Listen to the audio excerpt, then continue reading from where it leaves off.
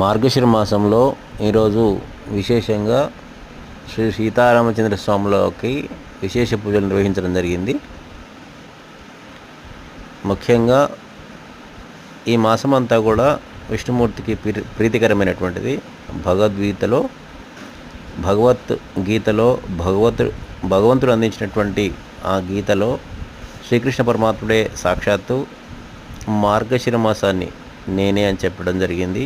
మాసాల్లో మార్గశిర మాసాన్ని అని చెప్పేసి కృష్ణ పరమాత్ముడే ప్రకటించడం జరిగింది. అట్లాంటి మార్గశిర మాసంలో విష్ణుమూర్తికి పూజలు చేసినట్లయితే, అంటే విష్ణుమూర్తి అంశతోటి, అంటే రాముడు, కృష్ణుడు,